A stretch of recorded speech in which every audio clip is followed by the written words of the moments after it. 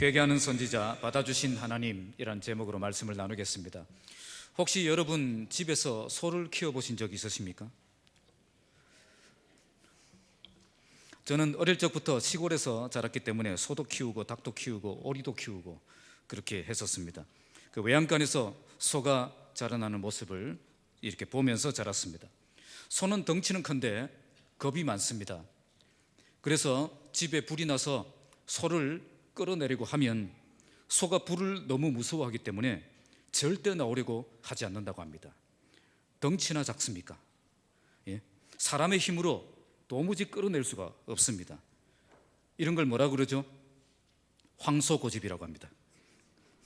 자, 그런데 그때 이 소를 자기 발로 걸어 나오게 할 수 있는 방법이 있습니다. 그게 뭘까요? 혹시 아시는 분 제가 커피 한 잔 내려드리겠습니다. 소의 여물통을 엎어버리면 됩니다. 몰랐죠? 소의 여물통을 엎어버리면 그제야 소는 이곳이 내가 있을 곳이 아니다 생각을 하고 자기 발로 걸어 나온다고 합니다. 그때에 황소고집을 꺾고 걸어 나온다는 거죠. 우리 인간들도 마찬가지입니다. 아무리 하나님 떠난 자리에서 돌아오라고 해도, 그곳이 그 길이 죽는 길이라고 해도 끝까지 고집을 부리며 돌아오려고 하지 않습니다. 이런 인간들이 자기 고집을 꺾고 두 손 들고 하나님 앞으로 나오게 하려고 하면 어떻게 하면 되겠습니까? 똑같습니다. 여물통을 엎어버리면 됩니다. 인생의 밥통이 엎어지면 그제야 주께로 나온다는 겁니다.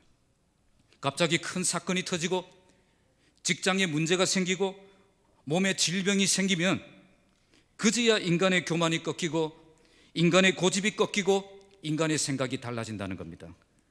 그래서 하나님은 인간의 고집을 꺾기 위해서 가장 소중한 것을 엎어버리시는 겁니다.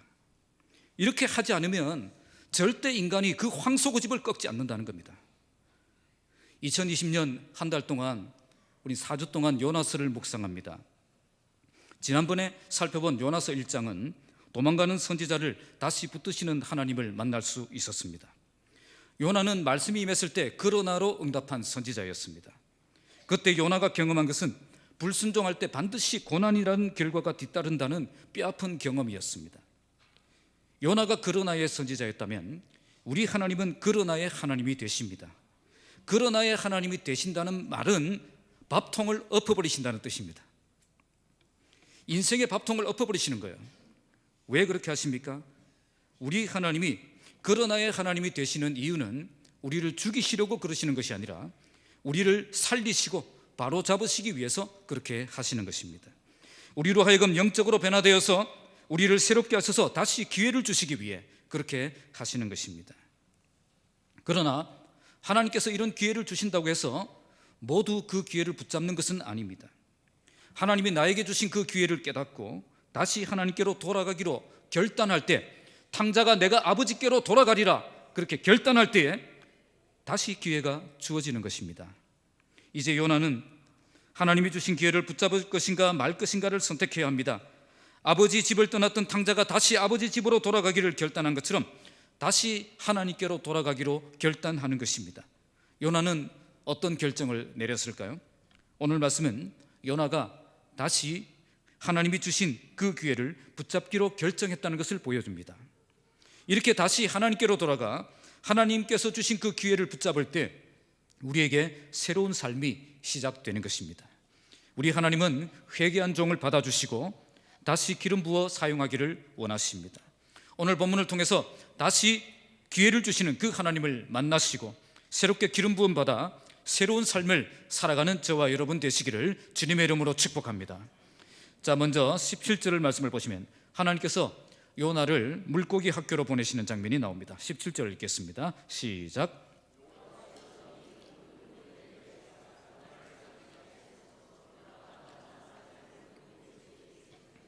자, 뱃사람들이 요나를 바다에 집어 던지니까 바다가 곧 잔잔해졌습니다. 그 사람들은 여호와를 크게 두려워하게 되었고 하나님께 제사를 드리며 서원을 하였습니다. 다음에 그들이 궁금해진 게 뭘까요? 요나가 살았을까? 죽었을까? 아무리 찾아봐도 요나가 보입니까? 안 보입니까? 안 보입니다. 과연 요나는 죽었을까? 살아났을까? 하지만 그들이 예상했던 그 예언자의 죽음은 일어나지 않았습니다. 하나님께서는 이미 뭘 예비하셨죠? 큰 물고기를 예비하셨습니다. 그리고 요나를 삼키게 하셨습니다. 이 물고기는 고래일 가능성이 높습니다. 대부분 고래는 식도가 가늘다고 합니다. 그래서 아마 요나를 삼킬 때 좀 괴롭지 않았겠나, 땀 좀 흘리지 않았겠나, 그런 생각을 하게 되어집니다. 어쨌든 요나는 죽을 수밖에 없는 상황을 만났지만 절대 죽지 않았던 것입니다. 왜 이런 일이 일어났겠습니까? 하나님께서 맡기신 사명이 끝나지 않았기 때문입니다. 사명이 있는 사람은 하나님께서 결코 중간에 죽도록 내버려 두지 않으신다는 겁니다. 끝까지 지켜주시고 사명을 감당할 수 있도록 보호해 주시는 것입니다. 그런데 요나는 아주 특이한 곳으로 들어갑니다. 어디로 들어갔죠? 물고기 뱃속으로 들어갑니다. 자, 물고기 뱃속이 어떤 곳인지 궁금하신 분은 저기 경화장터에 가서 고등어 한 마리 사서 그 배를 갈라 놓으시고, 그리고 그것을 식탁에 올려 놓으시고 3일 동안 그냥 내버려 두세요. 그리고 냄새를 한번 맡아보시기 바랍니다. 물고기가 아니라 사람 뱃속도 아마 엄청난 냄새가 날 거예요. 하나님께서 요나를 이런 곳에 쳐넣으신 거예요. 우리는 요나가 물고기 뱃속에 들어갔다고 하니까 아주 로맨틱하게 생각을 하는 것 같습니다.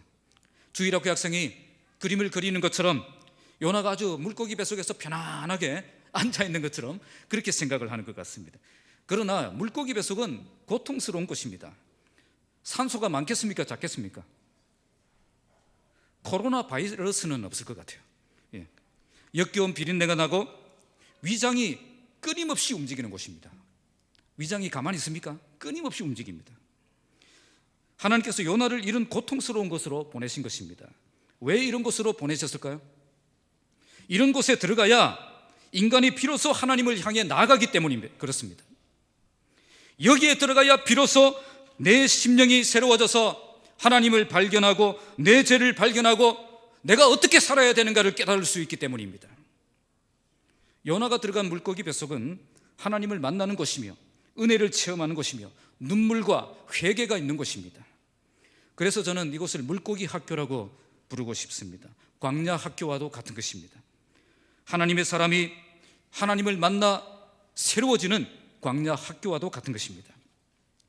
예전에 뿌리 깊은 영성이라는 책을 지으신 강준민 목사님은 그 책에서 이런 말씀을 했습니다. 하나님이 쓰신 인물들은 모두 광야 학교에서 만들어졌다.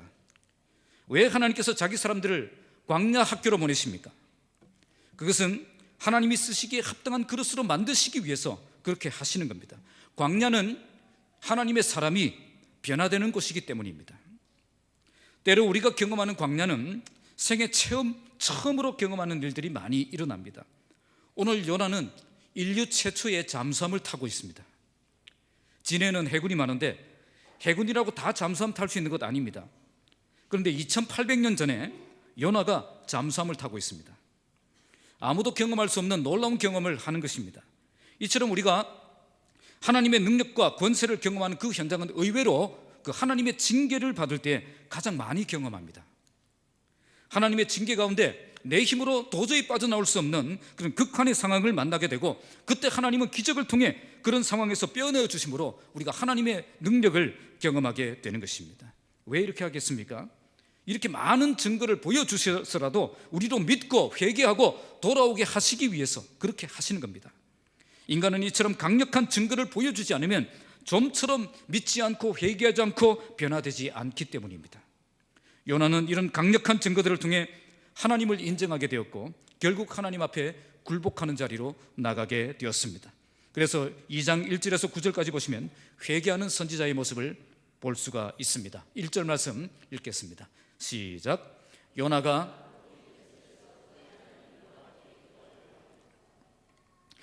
물고기 뱃속에서 기도하고 있습니다. 아마 요나는 그냥 이대로 죽어버렸으면 좋겠다 그렇게 생각을 했을 겁니다. 그런데 아무리 기다려도 죽습니까? 안 죽습니까? 안 죽어요. 물고기 뱃속에서 3일을 버티면 소화가 되어서 죽어야 정상입니다. 그런데 아무리 기다려도 죽지 않습니다. 이젠 죽기 틀렸다는 걸 이제 깨닫게 된 것입니다. 결국 요나가 무엇을 선택하게 되었습니까? 그의 하나님 여호와께 기도하기를 선택했습니다. 1장에 보시면 요나는 여호와의 얼굴을 보기 싫어서 도망을 갔습니다. 그런데 지금 요나는 여호와의 얼굴을 구하고 있습니다. 1장에 선원들의 기도는 있어도 요나의 기도는 없었습니다. 그런데 2장에 오니까 요나가 기도하고 있습니다. 왜 이런 변화가 일어났습니까? 광야에 들어갔기 때문입니다. 죽음과 같은 고통 속에 있지만 결코 죽을 수조차도 없는 그런 상황에 들어갔을 때 비로소 인간의 교만이 꺾이고 겸손히 하나님의 얼굴을 구하게 되는 것입니다. 그래서 광야는 인간이 하나님을 만나는 곳이며 하나님께 기도하게 만드는 곳입니다. 그런데 인간이 언제든지 회개하면 하나님이 이렇게 받아주실까요? 아무리 막 나가던 인간도 회개하면 하나님이 용서해 주실까요? 우리 하나님은 언제든지 우리가 돌아오기를 기다리고 계십니다. 그리고 우리가 언제든지 회개하면 우리의 회개를 받아주시는 분이십니다. 그래서 회개했음에도 불구하고 내가 여전히 버림받았다 그렇게 생각하고 불안한 마음으로 살아갈 필요가 없다는 것입니다. 그런데 이런 회개는 내가 먼저 주님을 찾아가는 것입니까? 아니면 주님이 먼저 나에게 찾아오시는 것입니까?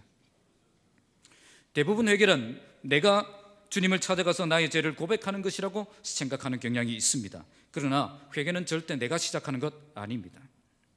내가 회개하고 싶다고 전심으로 회개가 터지는 것 아니라는 겁니다. 우리는 눈물도 흘리고 싶고 또 마음껏 통곡도 하고 싶은데 그게 잘 되지 않을 때가 더 많습니다. 정말 나도 참된 회개를 하고 싶은데 그게 잘 안 될 때가 많다는 겁니다. 제가 서면교회 대학부에 있을 때에 제 선배가 저보다 2살 많은 선배가 하루는 예배를 마치고 와서 대학부실로 들어오면서 이렇게 간증하는 겁니다. 드디어 나도 울었다. 무슨 말인가 싶어가지고 전부 다 이제 그 선배를 집중해서 봤죠. 그 선배는 정말 다른 사람들처럼 통곡하며 회개하고 싶은데 그게 안 되더라는 거죠. 수련회 가도 안 되고 부흥회 가도 안 되고 새벽기도 나와도 안 되고 마음을 쥐어짜고 가슴을 쥐어짜도 눈물은 그냥 콧물도 나오지 않습니다. 늘 맹숭맹숭 있다 보니까 마음도 시원하지 않고 그래서 늘 갈급한 마음으로 참된 회개, 나도 참된 회개를 하고 싶다고 하나님께 기도했다고 합니다. 그런데 어느 날부터 눈물이 쏟아지기 시작하는 거예요. 주체할 수 없이 눈물이 흐르고 통곡이 시작되고 깊은 기도의 세계로 들어가기 시작하는 겁니다. 이게 한두 번 있는 경험이 아니라 기도의 자리만 앉으면, 예배의 자리만 앉으면, 찬양하는 자리만 앉으면 눈물이 쏟아지더라는 거예요. 자신도 왜 이렇게 되는지 모르겠다고 합니다. 갑자기 회개가 시작된 거죠. 왜 이런 회개가 가능했겠습니까? 진정한 회개는 주님이 먼저 나를 찾으실 때 가능하기 때문입니다. 내가 내 마음 여는 것 같죠? 아닙니다. 내가 내 생각 바꾸는 것 같죠? 아닙니다. 저항할 수 없는 그 하나님의 은혜가 나에게 부어질 때에 그제야 우리의 마음을 열고 진정한 회개의 자리로 들어가게 되는 것입니다. 오늘 본문에도 요나가 먼저 주님을 찾은 것 아닙니다. 하나님께서 물고기 학교를 이미 예비하셨습니다. 이처럼 광야로 집어넣었을 때 요나가 회개하고 하나님 앞에 엎드리게 된 것입니다. 그래서 광야는 축복입니다. 인간이 하나님의 사람으로 변화되고 하나님이 쓰시기에 합당한 그릇으로 변화되는 곳이기 때문입니다. 자, 2절 말씀 읽겠습니다. 시작. 이르되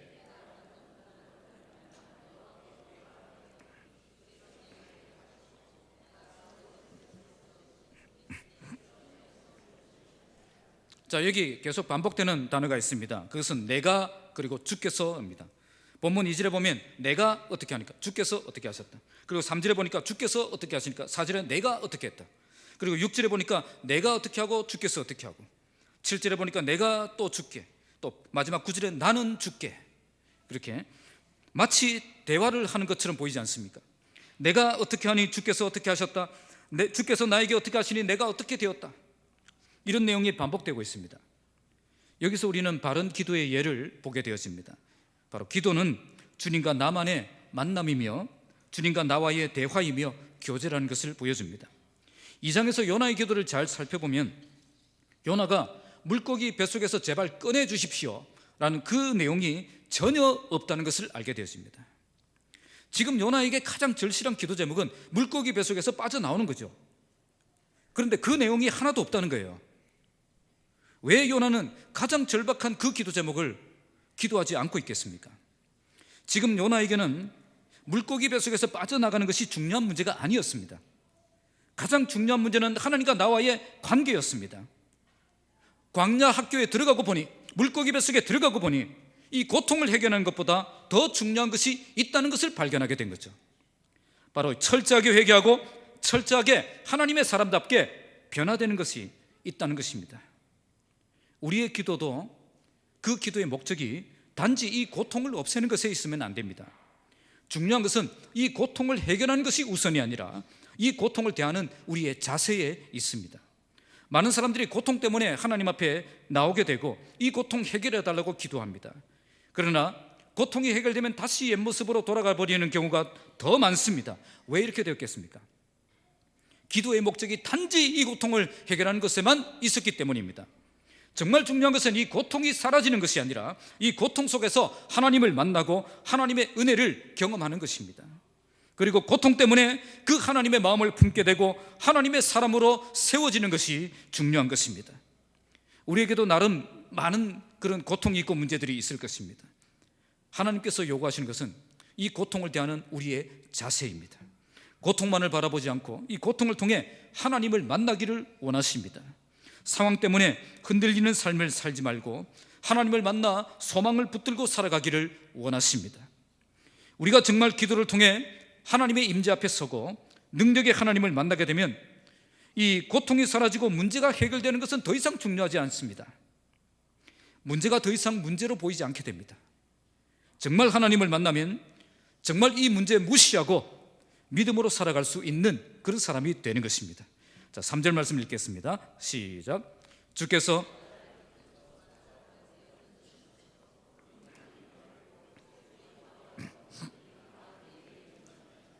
자, 여기서 요나는 자기를 바다에 던진 사람이 선원들이 아니라 하나님이셨다는 것을 알았습니다. 이제 요나의 고백을 들어보면 물에 던져졌을 때 그 상황이 어떤 상황이었는지를 잘 보여줍니다. 여러분도 한번 말씀을 읽으면서 상상력을 동원해 보시기 바랍니다. 자, 요나가 물에 던져졌을 때 물고기가 언제 요나를 삼켰을 것 같습니까? 요나가 이 배에서 던져졌을 때 물에 떨어지기 전에 물고기가 점프해가지고 요나를 삼켰을까요? 아니면은 바다 표면에서 허우적거리고 있을 때 물고기가 올라와서 요나를 탁 삼키고 물속으로 들어갔을까요? 아니면 물속으로 꼬르륵 내려가고 있을 때에 물고기가 와서 탁 삼키고 이렇게 들어갔을까요? 1번, 2번, 3번 어떤 거겠습니까? 다 틀렸습니다. 제가 이제 설명을 하겠습니다. 자, 본문에 보시면 주께서 나를 깊음 속 바다 가운데 던지셨다 그렇게 말씀합니다. 자, 이것은 사람들이 요나를 바다에 던졌을 때의 상황을 말씀한 겁니다. 큰 물이 나를 둘렀고 주의 파도와 큰 물결이 내 위에 넘쳤다. 자, 이건 지금 어디에 있는 거죠, 요나가? 아직 물 표면에서 허우적거리고 있는 그런 상황입니다. 아직 살아있는 거죠. 자, 5절 읽겠습니다. 자, 시작. 물이 나를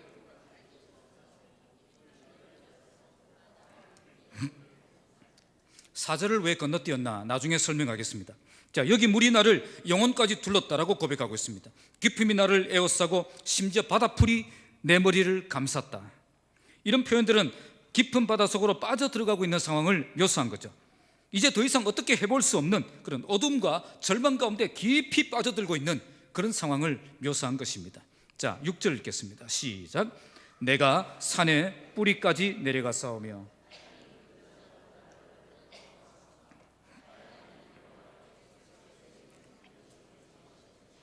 어디까지 내려갔다고요? 산의 뿌리까지 내려갔다. 자, 이것은 바다의 가장 밑바닥을 말합니다.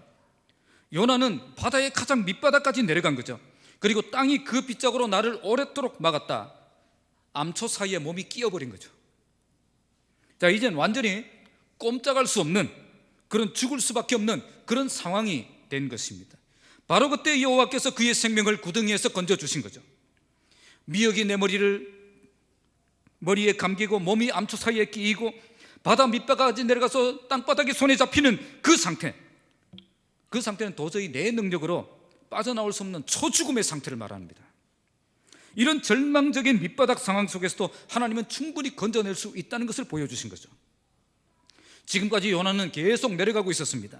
1장 3절에 보세요. 그는 욥바로 내려갔습니다.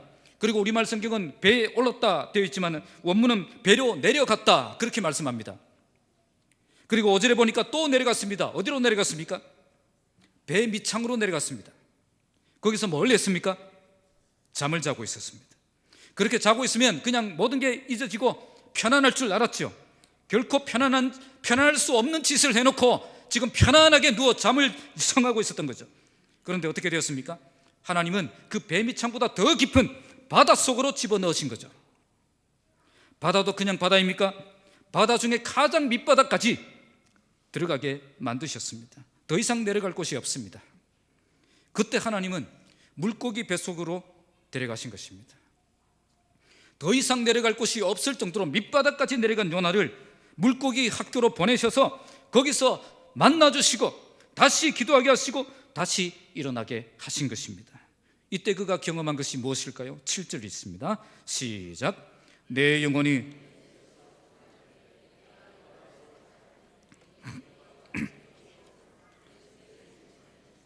그의 영혼이 어떻게 되었습니까? 아주 굉장한 영적 피곤함을 느꼈습니다. 그리고 이 피곤함으로 인해 누구를 생각하게 되었습니까? 여호와를 생각하게 되었습니다. 이 육체적인 피곤으로 인해 영적 갈급함이 생긴 것을 표현한 것입니다. 이처럼 영적 피곤은 구원을 사모하는 동기가 되어집니다. 우리의 영혼은 이처럼 피곤한 상황이 되지 않으면 하나님을 생각하지 못하는 특징을 가지고 있습니다. 하지만 큰 질병이 생기고 또 범죄하고 또 실패했을 때 우리는 반드시 하나님을 기억합니다. 만약 이 지경이 되었는데도 하나님을 기억하지 못한다면 우린 생명이 없는 사람입니다. 생명이 있는 사람은 죽음과 같은 상황을 만나면 살아나기 위해 하나님을 찾고 하나님을 향해 나아가게 되어 있습니다. 물고기가 물을 만나면 어떻게 합니까? 어쩔 줄을 몰라 기뻐 날뜁니다. 하지만 물고기가 물을 떠나면 어떻게 됩니까? 더 미친 듯이 날뜁니다. 왜 그렇게 하겠습니까? 살기 위해서입니다. 바로 생명이 있는 영혼은 이처럼 살기 위해 몸부림을 치게 되어 있다는 거죠. 이런 몸부림이 없다면 그 영혼은 죽었다는 증거입니다. 기도하는 사람은 그가 여호와를 생각할 때 무엇을 하였습니까? 그는 기도하였습니다. 내 기도가 주께 일어나사오며 주의 성전에 미쳤나이다. 그렇게 고백합니다. 만약 여러분 생활 속에서 하나님을 잊고 산다면 하나님을 생각하는 자리로 돌아와야 됩니다. 어떻게 하나님을 생각할 수 있습니까? 기도하는 것입니다. 기도하는 사람은 하나님을 잊어버리고 살지 않습니다. 내가 하나님을 잊어버리고 살았다는 말은 다른 말로 기도하지 않고 살았다는 겁니다. 늘 깨어 기도하는 가운데 생활 속에서 하나님을 늘 기억하며 살아가시기 바랍니다. 그렇다면 그는 무슨 기도를 드렸습니까? 이제 본문 4절 말씀을 읽겠습니다. 자, 시작. 내가 말하기를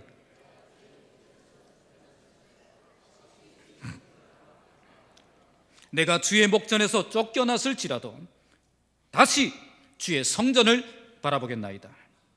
조금 전까지 요나가 어떻게 말했습니까? 내가 죽었으면 죽었지 니느웨는 안 갑니다. 그랬던 사람이에요. 그랬던 요나가 이제 다시 주의 성전을 바라보겠나이다. 이렇게 고백한 것입니다. 언제 이렇게 말했겠습니까? 3절과 5절 사이에서 그렇게 말했어요. 자, 3절에 무슨 일이 있었죠? 여기서 그는 큰 파도가 있는 바다 표면에 떨어졌습니다. 큰 물이 둘렀고 주위에 파도와 큰 물결이 내 위에 넘쳤습니다. 아직 입이 공기 중에 있을 때예요. 그리고 5절은 어떤 상황입니까? 꼬르륵 들어간 거죠. 물속에 꼬르륵 가라앉고 있는 상황입니다. 큰 파도가 있는 표면 위에서 이제 물속으로 꼬르륵 들어가기 직전에 아직 숨이 붙어있고 아직은 말할 수 있을 때 그때 고백했다는 거죠. 내가 주의 목전에서 쫓겨났을지라도 다시 주의 성전을 바라보겠나이다. 여기서 두 마음이 교차되고 있습니다. 먼저 자신은 잘못을 인정합니다. 그리고 주님으로부터 버림받고 쫓겨난 상황이라는 것도 받아들이고 있습니다. 그러나 그와 동시에 그는 용서하시는 그 하나님을 바라보며 새 희망을 안고 일어서고 있습니다. 그걸 다 잘 보여주는 그 단어가 바로 다시입니다. 요나는 지금 자신이 형편없이 무너져 있지만 다시 성전을 바라보면 다시 일어나게 하시고 다시 시작하게 하시는 그 하나님이 나를 받아주실 것을 소망하고 있는 것입니다. 복음이 무엇입니까? 복음은 무너질 대로 무너진 그 인간이 다시 그 자리에서 일어서게 만드는 능력이 됩니다. 가장 비극적인 상황을 만난 죄인이라도 다시 하나님 바라보면 다시 기회를 주시고 다시 일어서게 만드는 것이 바로 복음의 능력입니다. 그래서 다시 일어서는 것이 뻔뻔스럽게 보일지라도 우리는 그 자리에서 다시 일어나야 되는 것입니다. 요나는 내가 어떻게 했을지라도 다시 어떻게 하겠나이다, 이런 식으로 고백했습니다. 내가 비참하게 무너졌을지라도 다시 일어서겠습니다. 내가 심각하게 타락했을지라도 다시 회개하고 돌아가겠습니다. 내가 실수했을지라도 다시 받아주실 그 하나님 기대하고 하나님께로 나아가겠습니다. 이런 고백을 드리고 있는 것입니다. 그런데 그렇게 기도했을 때 하나님이 즉각 구원해 주셨습니까? 마치 베드로가 물 위를 걷다가 빠져들어갈 때처럼 예수님이 즉각 구원해 주셨습니까? 본문을 보시면 즉각 구원해 주지 않았습니다. 하나님은 침묵하셨어요.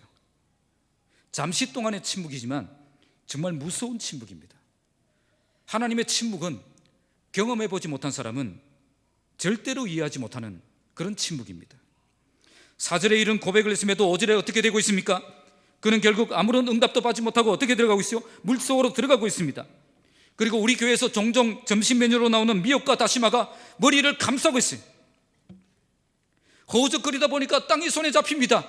아니 도대체 내가 지금 어디까지 내려온 거야? 이런 생각하고 있는데 몸이 암초에 걸렸습니다. 다시는 이제 물 위로 빠져나올 수 없는, 헤엄쳐서라도 올라올 수 없는 그런 상황이 된 거죠.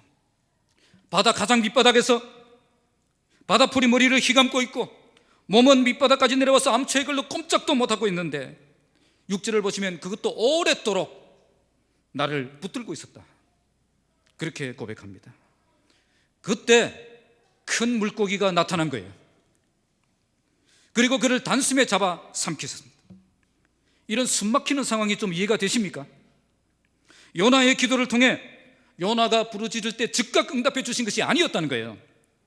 완전히 초죽음이 될 때까지 하나님이 침묵하셨다는 겁니다. 바로 이것이 배에서 회개하지 않은 요나가 물속에서 만난 하나님의 두 번째 채찍입니다. 이 상황을 보면서 어떤 생각이 드십니까? 아직 더 견딜만 합니까? 예? 지금 회개하지 않아도 되겠습니까? 지금 하나님께 돌아가지 않아도 되겠습니까? 우리 하나님은 한 번 일어나시면 크게 일어나십니다. 한 번 때리시면 강하게 때리십니다. 요나는 바다 위로 던져지고 나서 그제야 정신을 차렸습니다. 하지만 너무 늦었죠. 정신 차렸다고 곧바로 회복되지 않았습니다. 더 깊은 소롱으로, 더 깊은 절망으로, 더 고통스러운 현장으로 내려가게 만드셨다는 거예요. 그때까지 하나님은 응답하지 않으시고 침묵하십니다. 맞고 나서 정신 차리면 이렇게 되는 거예요. 그래서 우리는 맞기 전에 정신 차려야 됩니다. 늦기 전에 하나님의 말씀을 들으십시오. 만약 우리가 지금 회개하지 않는다면 하나님은 우리도 물고기 학교로 보내실 겁니다. 거기에서 우리는 하나님이 어떤 분이신지 정확하게 알게 되고 내가 어떤 삶을 살아야 하는지 정확하게 깨닫는 시간을 갖게 될 것입니다. 우리 모두 물고기 학교에 들어가서 정신 차리지 마시고 오늘 이 자리에서 말씀 앞에 정신을 차리시기 바랍니다. 지금이라도 우리가 회개하고 다시 하나님을 바라보면 하나님은 얼마든지 우리를 일으키시고 다시 기회를 주시는 분이십니다. 오늘 이 자리에서 회복의 하나님을 만나고 회복의 기회를 붙잡는 저와 여러분 되시기를 주님의 이름으로 축복합니다. 8절 9절 말씀 읽겠습니다. 시작. 거짓되고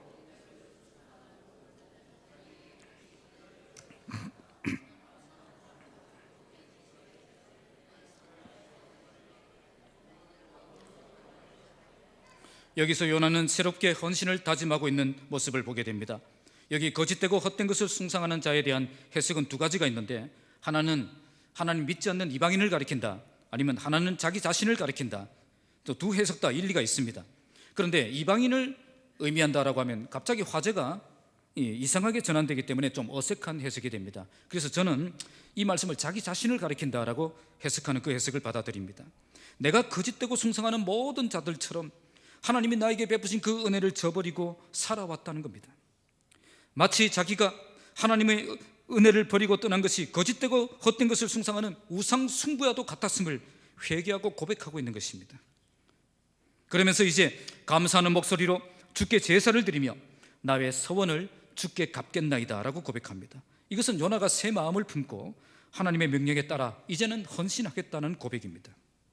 이제는 주님이 어떤 말씀을 하셔도 전혀 반박하지 않고 감사하며 내 고집을 꺾고 그 주님의 말씀대로 살겠습니다 라고 고백하는 겁니다. 마지막으로 구원은 여호와께 속했습니다 라고 고백합니다. 이것은 구원의 문제는 내가 왈가왈부할 수 있는 문제가 아니라는 것을 고백한 것입니다. 자기는 이방인 니느웨의 구원은 합당하지 못한 것으로 생각하고 비판했습니다. 하지만 이제 그 구원에 관한 문제, 하나님이 하라고 하신 그 문제, 그것은 내 권한이 아니라 하나님께 속한 권한임을 고백하는 것입니다. 내가 왈가왈부할 수 있는 문제가 아니라는 거죠. 내 자리는, 하나님의 자리는 말씀하시는 자리이고 내 자리는 그 말씀대로 순종하는 자리라는 거죠. 그러니까 이제 요나는 물고기 학교에서 이수해야 될 모든 과목을 다 이수한 것입니다. 그는 이제 새롭게 변화되었습니다. 자기 잘못을 인정했고 하나님의 주권을 인정하게 되었습니다. 그러면서 하나님의 은총을 기도하며 다시 은혜 주시기를 요청했습니다. 그는 하나님의 말씀에 순종할 수 있는 모든 준비를 갖춘 것입니다. 요나의 회개를 통해 우리가 배울 수 있는 것은 고통이 주어졌을 때 이 문제 해결에만 집착해서는 안 된다는 겁니다. 중요한 것은 하나님과의 관계입니다. 이 관계가 새롭게 정립될 때에 모든 것은 정상적으로 회복될 것입니다. 그리고 문제가 해결되지 않더라도 그 문제가 더 이상 문제로 보이지 않게 될 것입니다. 세상 사람들과 그리스도인의 그 동일한 점은 두 사람 모두에게 고통과 문제가 있다는 겁니다. 하지만 세상 사람들과 그리스도인의 차이점이 있다면 그것은 그 고통을 대하는 자세입니다. 우리는 문제 해결이 우선이 아니라 이 문제를 통해 하나님과의 관계를 바르게 세우는 것이 우선이라는 것을 깨달아야 되는 것입니다.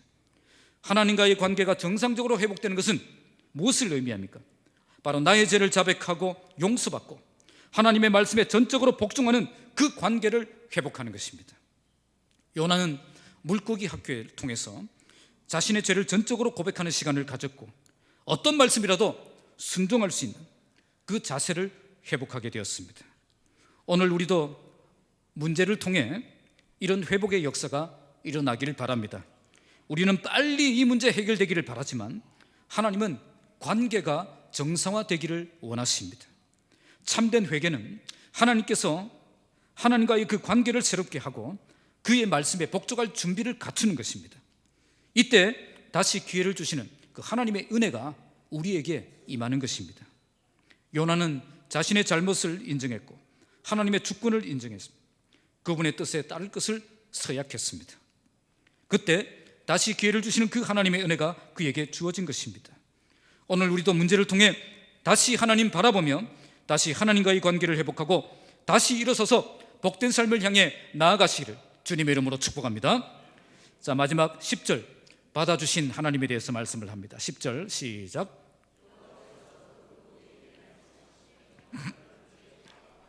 이제 요나가 완전히 하나님께 돌아와서 하나님의 뜻에 굴복했을 때에 하나님은 그 물고기에게 말씀하셔서 요나를 육지에 토해내게 만들어 주셨습니다.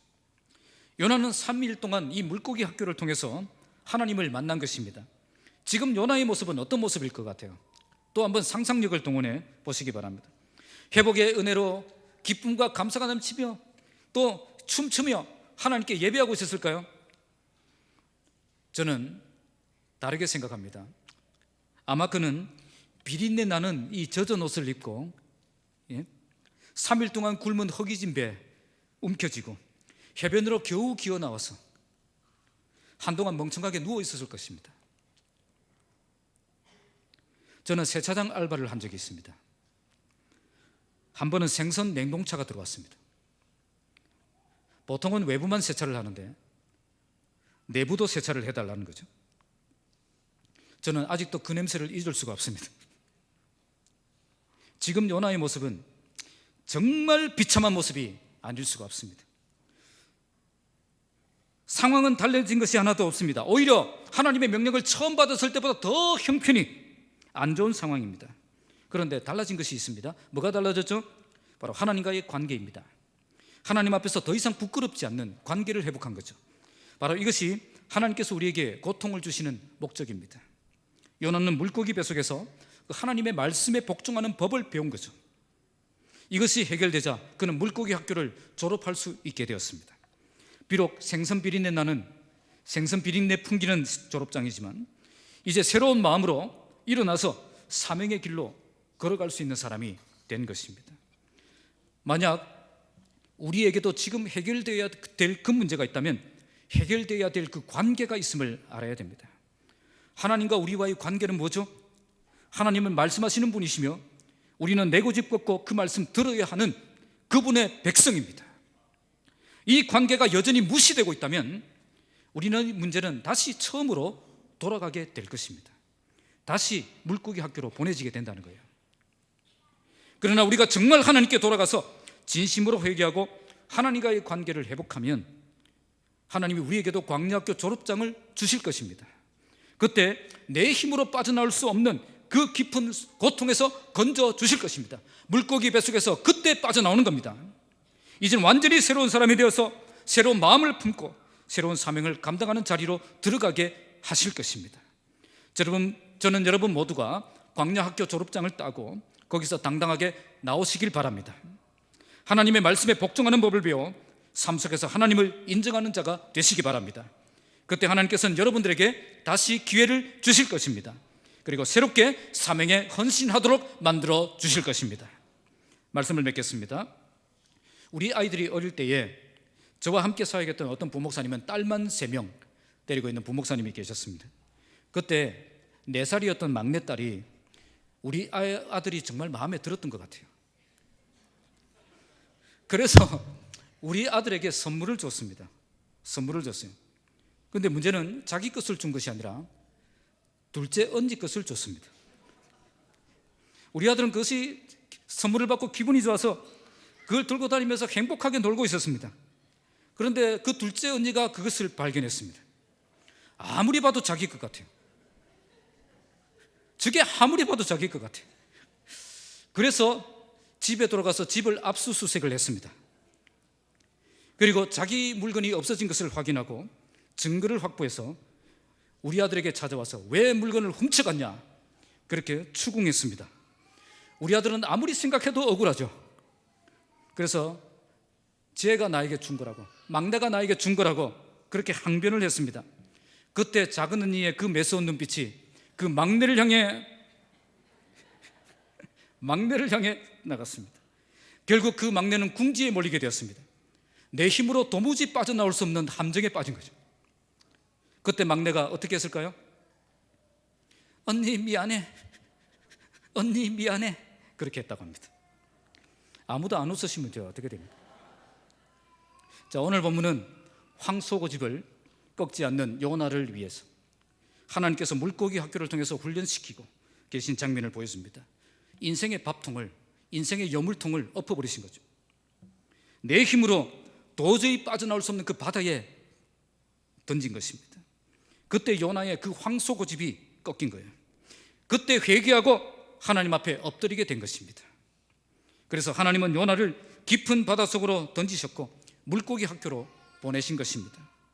여기에 들어가야 비로소 하나님이 보이기 때문입니다.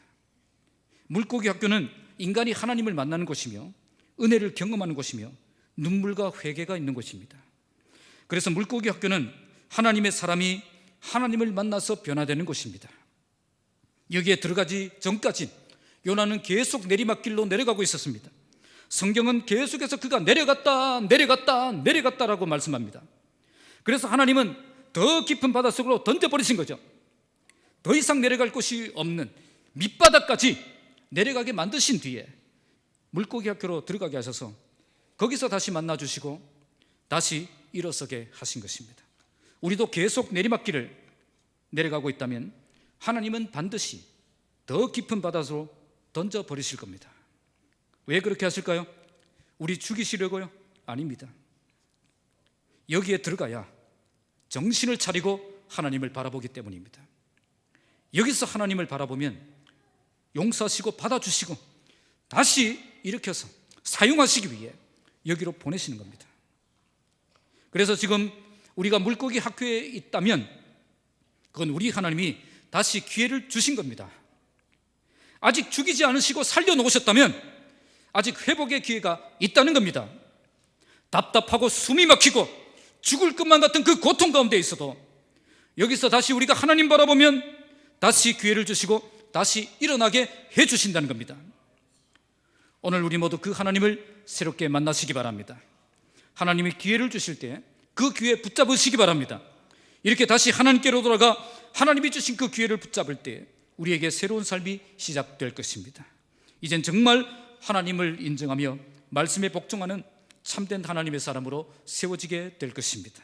우리 모두 지금 이 자리에서 회복의 하나님을 만나고 회복의 기회를 붙잡고 회복의 은혜를 경험하는 복된 삶을 살아가시기를 주님의 이름으로 축복합니다.